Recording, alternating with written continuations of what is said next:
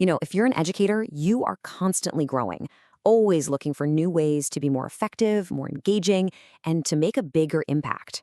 So today, we're going to dive into a framework that helps turn all those amazing intentions into real, tangible progress. So, let me just ask you this right off the bat. Is I want to be a better teacher a good goal? I mean, of course, it's a noble thought.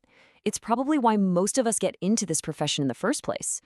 But as a goal, well, it's got a pretty big problem. And this slide just illustrates the issue perfectly. A vague goal feels good, sure, but it's kind of like wanting to go on a road trip without a map. Where do you even begin? What does better actually look like in practice? A SMART goal, on the other hand, well, that's your GPS. It gives you a crystal clear, step-by-step roadmap to get you from where you are to exactly where you want to be. Because here's the bottom line. Vague goals lead to vague results. It's that simple. And look, the desire to get better at everything all at once is totally normal. But real, lasting progress, that comes from focus. It comes from having a structure. Setting a goal isn't just checking a box. It's a powerful tool for real reflection and actual growth. And that's exactly what we're going to get into. There is a smarter way forward. A simple but incredibly powerful framework that's designed to bring all that needed clarity and focus to your professional goals, turning those fuzzy wishes into solid achievements. And it's called the S.M.A.R.T framework.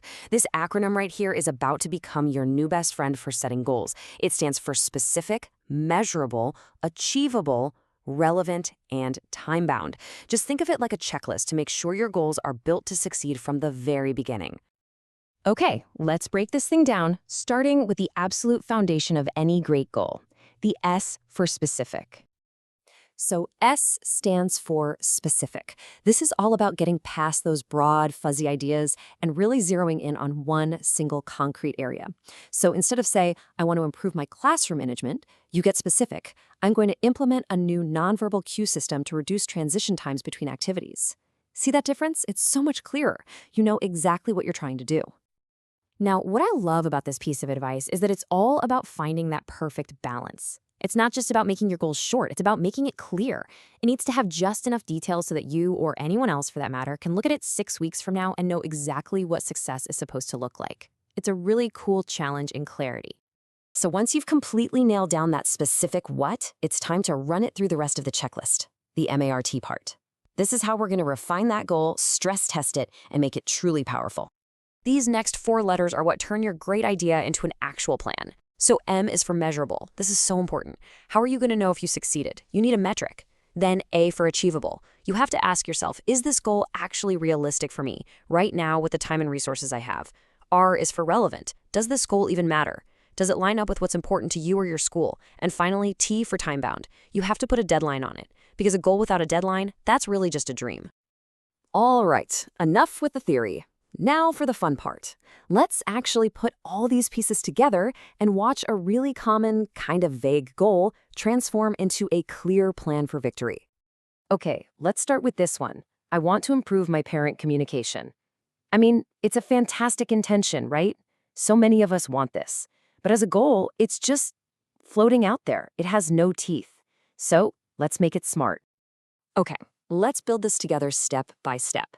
To make it specific, we change it to, I will implement a new weekly email newsletter for parents. Boom, right away, it's a concrete thing. To make it measurable, we add, the newsletter will achieve an average open rate of 40%. Now we actually have a target to aim for.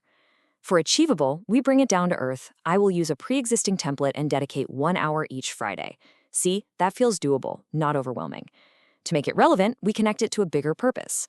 This supports our school's goal of increasing family engagement. And finally, to make it time-bound, I will launch and maintain this for the entire second semester. And just like that, our vague wish is now a concrete, actionable plan. So what it all boils down to is this. The SMART framework is so much more than just a clever acronym. It is the tool that transforms those good intentions we all have, that simple desire to be a better teacher, into real, structured plans that actually get results and build your confidence along the way. So I'm going to leave you with this question to think about. When you look at your own professional practice right now, what's that one thing you really want to work on? And more importantly, what is the first professional goal you're going to make SMART?